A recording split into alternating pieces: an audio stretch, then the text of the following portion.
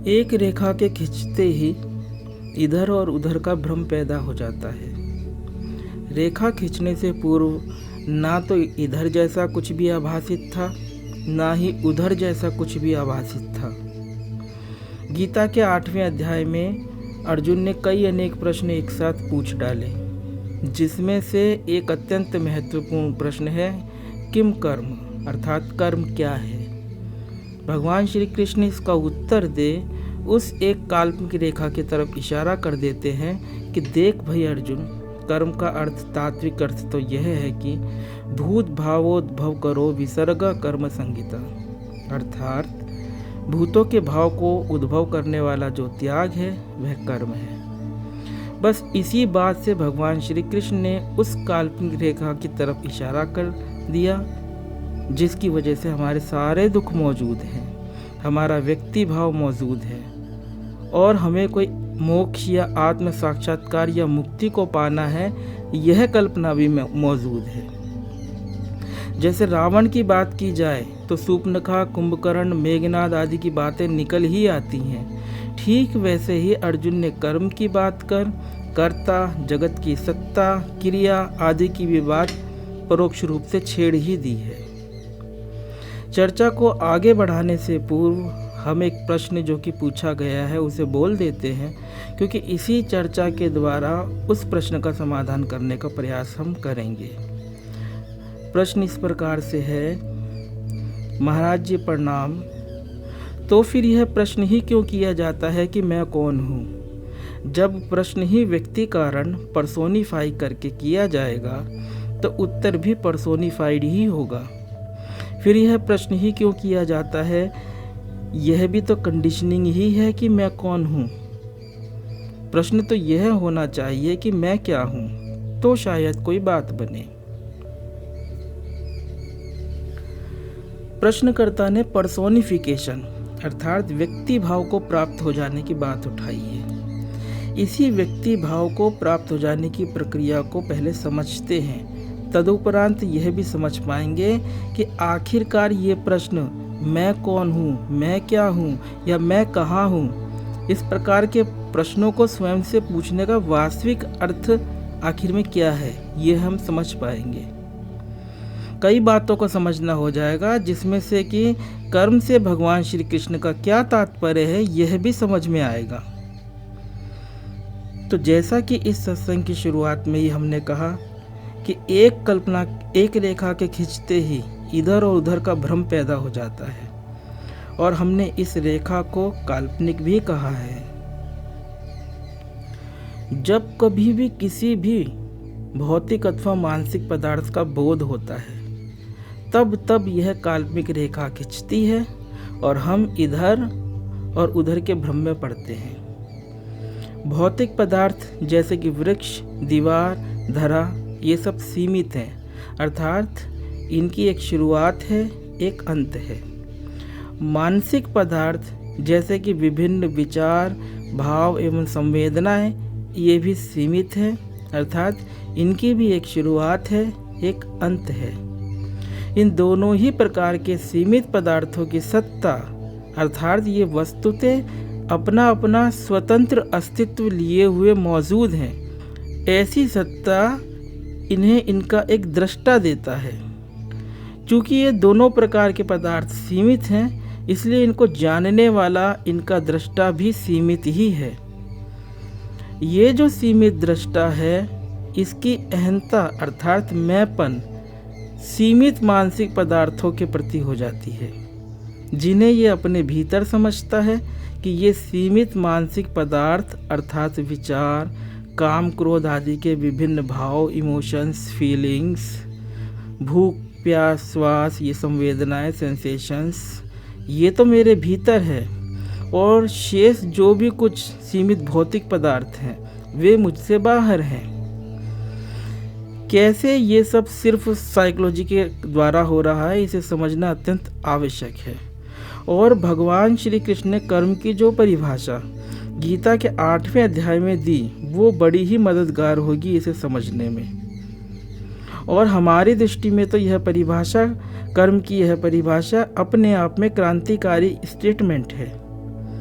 कर्म के विषय में भगवान श्री कृष्ण का ये वचन आधार भी है, जिसके आधार पर समाज में, धार्मिक समुदायों में जो कर्म की विकृत परिभाषाएं फैलाई जा रही हैं, जैसे कि उदाहरण स्वरूप कर्म माने आराधना की विधि विशेष या कर्म माने भजन चिंतन, ऐसी अनेक अज्ञान परक एवं भ्रांतिजनक बातों के झूठे जाल में फंसने से भी हम बच जाएंगे। तो अर्जुन ने प्रश्नों की बौछार लगा दी, जिसमें से कि गीता के अध्याय 8 के पहले श्लोक में वह पूछता है किम कर्म, अर्थात कर्म क्या है। भगवान श्री कृष्ण सीधा एवं सटीक उत्तर देते हैं, भूत भावोद्भव करोस विसर्ग कर्म संगीता, अर्थात भूतों के भाव को उत्पन्न करने वाला जो त्याग है वह कर्म नाम से कहा गया है। वैसे तो ये पूरा श्लोक ही अपने में संपूर्ण अध्यात्म विषयक ज्ञान को समेटे हुए है, परंतु प्रस्तुत विषय को स्पष्ट करने हेतु एवं सत्संग के विस्तार भय के कारण हम गीता के इस 8वें अध्याय के 3 श्लोक की निचली अर्धाली को ही चर्चा में ले रहे हैं। भूत अर्थात ये सीमित भौतिक एवं मानसिक पदार्थ, भूतों का भाव अर्थात इनका होनापन। आप इनका इन सीमित भौतिक एवं मानसिक पदार्थों का होनापन ठहराते हो कि ये वस्तुतें हैं, ये वस्तुतें अपनी अपनी स्वतंत्र सत्ता लिए हुए मौजूद हैं, और ऐसा करने से आप चूक जाते हो अपने वास्तविक होनेपन से। इस चूक जाने का नाम है विसर्ग, अर्थात स्वयं का ही त्याग कर देना, और स्वयं के इस त्याग से ही शुरू होती है कर्म की पंचायत, चालू होती है व्यक्ति भाव की दुकान। आइए समझते हैं इस श्लोक के गूढ़ अर्थ को। यदि यह बात समझ में आ गई तो सब बातें समझ में आ जाएंगी, और मैं कौन हूँ, मैं क्या हूँ, ऐसे इस प्रकार के प्रश्नों का औचित्य भी समझ में आ जाएगा। आप जिस किसी भी भौतिक अथवा मानसिक पदार्थ की प्रतीति करते हो कि वे स्वतंत्र रूप से विद्यमान है, अपनी अपनी पृथक सत्ताएं लिए हुए विद्यमान है, तो आपकी इस प्रतीति का आधार क्या है, जरा सोचे। इस प्रतीति का आधार है 2 चीज़ों का सम्मिश्रण, मिक्सचर। एक चीज उस सीमित पदार्थ का ज्ञान और दूसरी चीज विचार। हम फिर से बोल देते हैं, किन 2 चीज़ों का सम्मिश्रण है। ये जो हमें लगता है ना कि जो सामने वृक्ष है ये वस्तुतः है, इसके विषय में बोल रहे कि ये क्यों लगता है, इस प्रतीति का आधार क्या है। इस प्रतीति का आधार है 2 चीज़ों का सम्मिश्रण। एक चीज उस सीमित पदार्थ का ज्ञान अर्थात वृक्ष का ज्ञान, और दूसरी चीज विचार। उदाहरण से समझे, वृक्ष के ही उदाहरण से समझते हैं। आप कहते हैं सामने वृक्ष है, वृक्ष की प्रतीति में 2 तत्व शामिल हैं। एक तो वृक्ष का ज्ञान, ये पता चलना, ये कुछ का भी बोध होना, इसका नाम है ज्ञान, और दूसरा तत्व है विचार। विचार के द्वारा या कहे भाषा के द्वारा ही आप वृक्ष शब्द बोलते हो। कोई अंग्रेजी भाषी यदि देखेगा तो वृक्ष ना कहकर ट्री कहेगा। अब आप स्वयं अपने विवेक द्वारा सोचें कि भाषा आप क्या किसी काल्पनिक पिछले जन्म से लेकर आए थे? यह भाषा आपने यहाँ इस लोक में धीरे धीरे सीखी है। निश्चित ही भाषा आप कहीं से लेकर नहीं आए। आपने जिस समुदाय में जीवनचर्या की है अपनी, उसी समुदाय की भाषा सीख ली है। और यदि हमें सत्य की ओर झांकना है तो यह सीखा हुआ ज्ञान हटा देना होगा। ये सीखा हुआ ज्ञान हटा करके देखना होगा कि वस्तुतः बात क्या है। अर्थात आपको अपने स्वयं के विवेक से यह निश्चित करना चाहिए कि मुझे वृक्ष का अनुभव नहीं हो रहा है, बल्कि एक दृश्य की प्रतीति हो रही है। मेरा शुद्ध अनुभव तो दृश्य को देखने का अनुभव है, ना कि वृक्ष को देखने का अनुभव। यह निश्चित करने के बाद ऐसा विवेक करें कि यदि मेरा यह देखने का अनुभव, ये लुकिंग, यदि ये ही ना हो तो क्या इस दृश्य के होने का कोई प्रमाण होगा? निश्चित ही उत्तर होगा नहीं। इसी से सिद्ध है कि इस दृश्य की अपनी कोई भी पृथक सत्ता नहीं है इसके देखने के अनुभव के बिना। स्वयं ही विवेक करे कि यदि बिना देखने के अनुभव के जब दृश्य की अपनी कोई स्वतंत्र सत्ता नहीं है तो दृश्य है ऐसा कहना कहाँ तक उचित है। परंतु हमारी यह आदत पड़ चुकी है कि जो कुछ भी सीमित भौतिक अथवा मानसिक पदार्थों की प्रतीति हमें होती है, हम उन पदार्थों की उनके ज्ञान अथवा अनुभव के बिना स्वतंत्र रूप से मौजूद होने की कल्पना या धारणा बना लेते हैं। जब हम ऐसा करते हैं तो उस दृश्य को है ऐसा ठहराने में अपनी खुद की हैपन की सत्ता को विस्मृत कर देते हैं, भूल जाते हैं। इस विस्मृति को ही भगवान श्री कृष्ण कह रहे हैं विसर्ग। उक्त सीमित दृश्य को है करके जानने से उस सीमित दृश्य के सीमित दृष्टा होकर हम रह जाते हैं। ये सीमित दृष्टा दृश्य को अपने से अलग उधर समझता है और खुद को इधर समझता है। इसी इधर उधर की कल्पना को ही हमने सत्संग की शुरुआत में सारे दुखों की जड़ कहा था। जो यह सीमित दृश्य को है करके जानने वाला सीमित दृष्टा कल्पित हुआ है वह है कर्ता, जिसके द्वारा देखने का कर्म हो रहा है। यह बात हमने रूप के उदाहरण अर्थात वृक्ष को देखने के उदाहरण द्वारा समझाई। इसी बात को आप अन्य अनेक अनुभवों में घटाकर देख सकते हैं। भगवान श्री कृष्ण ने कर्म की जो मौलिक परिभाषा दी वह तो यह है और गीता में ही मौजूद है। परंतु लोग कर्म की मिथ्या परिभाषाएं जैसे कि कर्म मतलब आराधना, कर्म मतलब भजन, ऐसी गीता के ही भगवान श्री कृष्ण की वाणी के ही विरुद्ध परिभाषाएं दे गीता की विकृत व्याख्याएं भी लिख डालते हैं। किसी और सत्संग में कर्म पर अकर्म पर आदि विषयों पर विस्तार से कहेंगे। अभी प्रश्नकर्ता के प्रश्न के समाधान की ओर लौटते हैं। जब यह विसर्ग होता है तब दो छोर निर्मित हो जाते हैं। एक छोर वह जिसको कि हम उधर शब्द से संबोधित कर रहे हैं और दूसरा छोर वह जिसको कि हम इधर शब्द से संबोधित कर रहे हैं। उधर हो जाता है दृश्य और इधर हो जाता है दृष्टा। दृश्य सीमित है और दृष्टा भी सीमित है। दृश्य की सीमितता के कारण ही दृष्टा अनंत न होकर शांत है अर्थात सीमित है। इस सीमितता के कारण दृष्टा स्वयं को भूल करके अपनी अनंतता को भूल करके स्वयं को सीमित जान रहा है। उसके लिए आध्यात्मिक रूप से साधनात्मक रूप से करने योग्य काम या साधना यही है कि अपने विवेक को जगाए और दृश्य की अपनी पृथक स्वतंत्र सत्ता लिए होने की धारणा को गिराए ढहाए।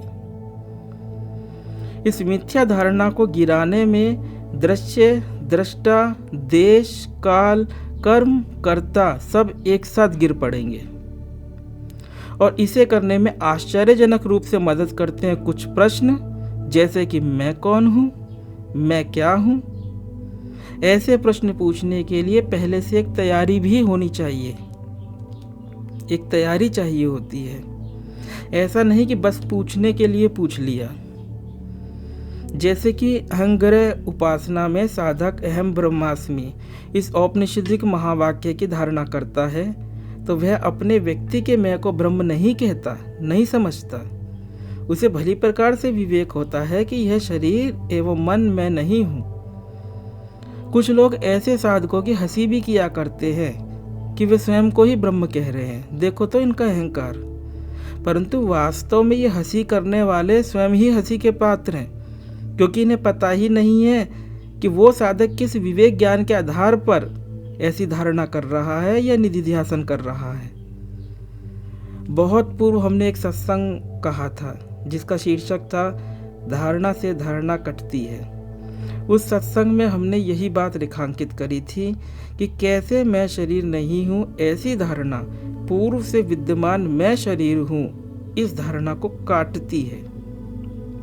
ये दिमाग की कोई कंडीशनिंग नहीं है बल्कि डीकंडीशनिंग है। ये कोई पर्सोनिफिकेशन नहीं है बल्कि पर्सोनिफिकेशन का विपरीतीकरण है। जरूरत है कि हमारी समझ साफ हो। जैसे कि कोई कहे कि मैं आत्मा हूँ, तो उसे पूरा विवेक होना चाहिए कि यदि वह ऐसी बात कहता है, ऐसी धारणा करता है, तो उसका कोई शरीर नहीं है, कोई हाथ पांव नहीं है और वह इस लोक में मौजूद भी नहीं है, क्योंकि आत्मा देश काल से परे है और यह लोक देश काल की बैसाखियों का सहारा ले आभासित है। इस प्रकार से उसने श्रवण मनन किया है, विवेक द्वारा दृढ़ निश्चय किया है, उसके पश्चात वो निधि ध्यासन के रूप में ऐसी बात कहता समझता है कि वह आत्मा है। निसर्गदत्त महाराज जी की अपने गुरु सिद्ध रामेश्वरम महाराज से जब प्रथम भेंट हुई बंबई में, तब उन्होंने उनसे कहा, गुरुजी ने तब उन्होंने उनसे कहा कि ये व्यक्ति तुम नहीं हो, तुम परब्रह्म परमात्मा हो।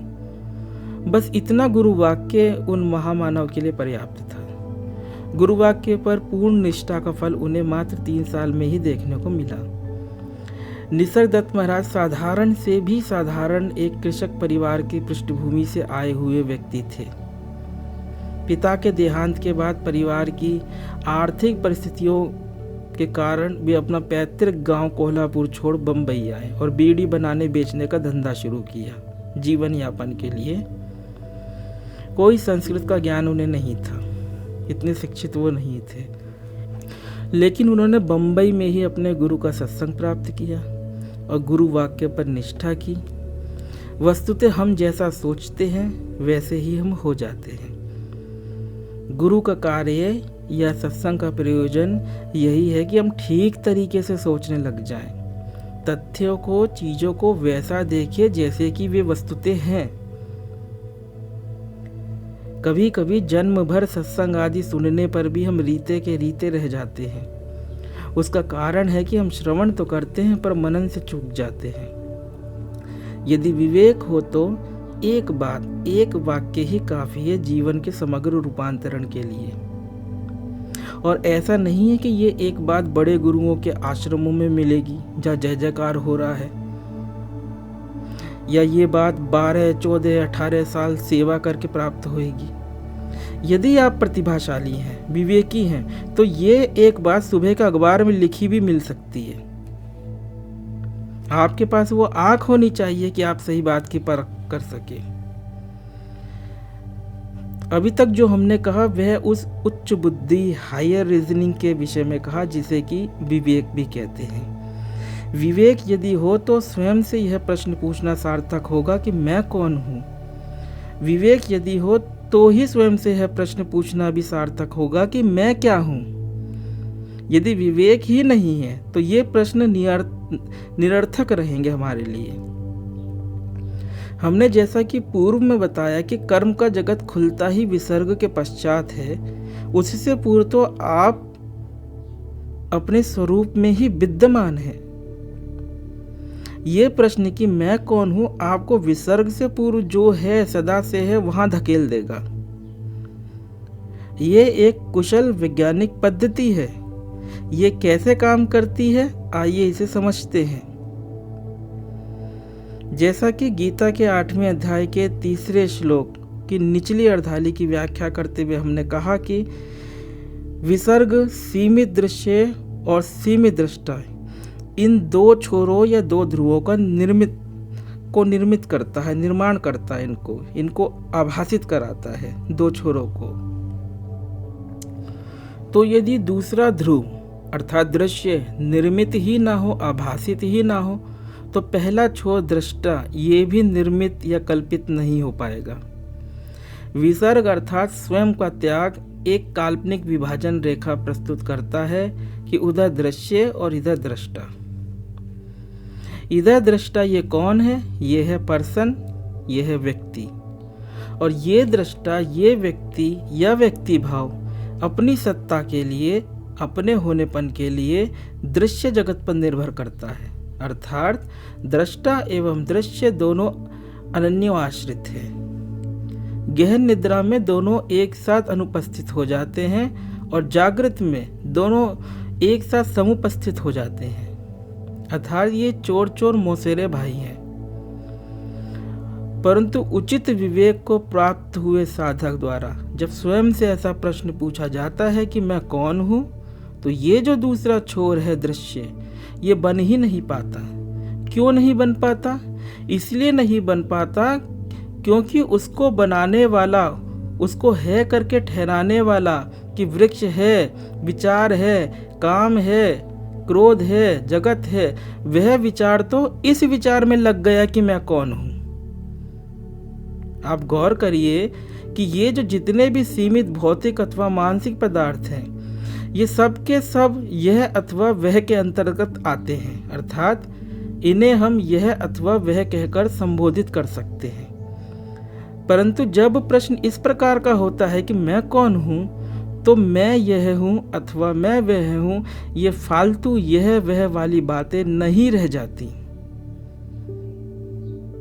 तो गहन तड़प से भरे, जिज्ञासा से भरे साधक द्वारा जब स्वयं से यह प्रश्न पूछा जाता है कि मैं कौन हूं, तो ना तो पहला छोर दृश्य कल्पित होता है और ना ही दूसरा छोर दृष्टा ही कल्पित होता है, अर्थात विसर्ग से पूर्व आपका जो स्वरूप है सिर्फ वह शेष रहता है। आशा है आप सभी, खास तौर के प्रश्नकर्ता, हमारी बात को समझ पा रहे होंगे कि ये प्रश्न पूछना मैं कौन हूँ कोई पर्सोनिफिकेशन नहीं है, कोई कंडीशनिंग नहीं है, और कोई भी बात केवल मात्र बौद्धिक स्तर से जान समझ लेने से कुछ भी होने वाला नहीं है। एक्सपीरियंशियली जानना होगा, अनुभव के स्तर से जानना होगा कि क्या सचमुच मैं कौन हूँ।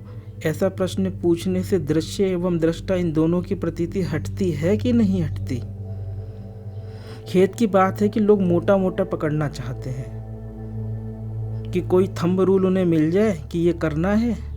ये थंब रूल या प्रैक्टिस की बात हम नहीं बता रहे हैं। प्रैक्टिस अच्छी बात है, पर प्रैक्टिस से पहले समझ अथवा विवेक, अंडरस्टैंडिंग का भी तो होना जरूरी है कि जो मैं कर रहा हूँ वो बात आखिरकार है क्या। लोग मोटा मोटा ही समझना चाहते हैं, इसलिए रमन महर्षि जी के साथ ये बात जोड़ दी गई कि मैं कौन हूँ की साधना वे बताते थे। यदि आप रमन महर्षि की वाणी का अध्ययन करेंगे तो पाएंगे कि जितना मैं कौन हूँ ऐसा स्वयं से प्रश्न पूछने के लिए वे प्रेरित करते थे, ठीक उतना ही मैं हूँ के भाव पर आने के लिए कहते थे। और कभी कभी तो वे ना तो मैं कौन हूँ का उपदेश करते थे और ना ही मैं हूँ के भाव की बात करते थे। वे कहते थे कुछ करने की जरूरत नहीं है। क्या जरूरत है? जस्ट बी, बस आप हैं, इसको जानिए। क्या आप हमेशा से परफेक्ट हैं? कुछ करके इम्परफेक्ट ही होंगे, जीव ही होंगे। इस प्रकार से महर्षि 10 अलग अलग बातें नहीं कह रहे, बल्कि जिस किसी भी प्रकार से साधक विसर्ग से पूर्व उसका जो स्वरूप है उसके बोध उससे प्राप्त हो जाए उसका उपाय बता रहे हैं। हमारी गलती यह है कि हम फल लेते हैं और छिलकों के लिए लड़ते हैं, छिलके ही खाते हैं, छिलकों में ही अपनी जिंदगी बिताते हैं। गूदे तक तो हम कभी पहुंच ही नहीं पाते। परिणाम यह होता है कि किसी आश्रम, धर्म अथवा संप्रदाय के कट्टर अनुयायी जैसे होकर भेड़ बकरियों का साथ जीवन बिताते हैं। रमन महर्षि जब तिरुवन्नामलाई पहुंचे तो 16 वर्ष की उनकी आयु थी मात्र। वे मौन थे। लोग उन्हें चिन्ना स्वामी कहकर संबोधित किया करते थे। चिन्ना मतलब दक्षिण भारत की भाषा में छोटा बोला जाता है। उनकी उम्र कम थी तो चिन्ना स्वामी मतलब छोटा स्वामी। उस समय किसी जिज्ञासु ने उनसे कुछ प्रश्न किए तो महर्षि ने जमीन पर कोयले या और किसी चीज से लिख करके उत्तर दिए। तब पहली बार ही लोगों को ज्ञात हुआ कि वे पढ़ना लिखना भी जानते हैं। उनके द्वारा जमीन पर लिखे उत्तरों से उनकी पहली पुस्तक बनी, जो कि अब मैं कौन हूँ इस शीर्षक से छपती है, प्रसारित होती है। संक्षिप्त पुस्तक है। यदि आप देखें तो उस पुस्तक में साधक को शरीर में नहीं हूँ, मन में नहीं हूँ, इस प्रकार से वे निर्देशित कर रहे हैं। तो वे क्या कर रहे हैं? वे उसी आशंका को नहीं रहने देने के लिए उपायों का निर्देश कर रहे हैं जो आकांक्षा प्रश्नकर्ता को भी है, जिन्होंने प्रश्न पूछा है। प्रश्नकर्ता अपने प्रश्न में लिखते हैं कि मैं कौन हूँ, यह प्रश्न भी पर्सोनिफाइड होगा। यदि आपने विवेक किया है कि जो कुछ भी जानने में आ सकता है वह मैं नहीं हूँ, वह मेरा स्वरूप नहीं है, तो ये प्रश्न मैं कौन हूँ आपको निशब्द में धकेल देगा, जहाँ न दृष्टा है न दृश्य है। दिक्कत की बात यह है कि हम बात के मर्म को समझे बिना, कुछ भी प्रयोग अपने से किए बिना, अपना अनुभव एवं विवेक प्राप्त किए बिना बात के खाल निकालते रहते हैं। प्रश्नकर्ता लिखते हैं, मैं क्या हूँ, ऐसा प्रश्न पूछना ज़्यादा ठीक होगा तो शायद कोई बात बने। मतलब शायद शब्द से वे अभी अपनी अनिश्चितता व्यक्त कर रहे हैं कि शायद कोई बात बने, अभी भी पक्की गारंटी नहीं है। यदि ठीक से समझ नहीं है तो ना तो मैं कौन हूँ प्रश्न किसी काम का है और ना ही मैं क्या हूँ प्रश्न किसी काम का है। और प्रश्नकर्ता ने जो यह लिखा है कि मैं कौन हूँ प्रश्न पर्सोनिफाई करके किया जाएगा, तो हमारा कहना यह है कि यदि ऐसी ही बात है तो मैं क्या हूँ ये प्रश्न भी पर्सोनिफाई करके ही किए जाना जैसा क्यों नहीं होगा। जरा सोचे। दरअसल दोनों ही प्रश्न बड़े काम के हैं और किसी भी काम के नहीं हैं। यदि उचित विवेक है तो मैं कौन हूँ, मैं क्या हूँ, मैं कहाँ हूँ, मेरा अगला विचार क्या है, आदि ये सारे प्रश्न काम के हैं। और यदि उचित विवेक एवं जिज्ञासा, उत्कंठा, तड़प नहीं है तो इनमें से कोई भी प्रश्न किसी भी काम का नहीं है। मैं क्या हूँ प्रश्न तिब्बत के बौद्ध संप्रदाय, तिब्बत में जो बौद्ध संप्रदाय है उनमें निर्देशित किया जाता रहा है और यह बड़ा अच्छा प्रश्न भी है। मैं कौन हूँ का जिक्र योग वाशिष्ठ ग्रंथ में और वेदांत के अन्य ग्रंथों में आता है। ये भी बड़ा अच्छा प्रश्न है। सब प्रश्न काम के हैं, बस ऐसे प्रश्न पूछने वाले की समझ, उसका विवेक भी तो काम का होना चाहिए कि नहीं। ओम।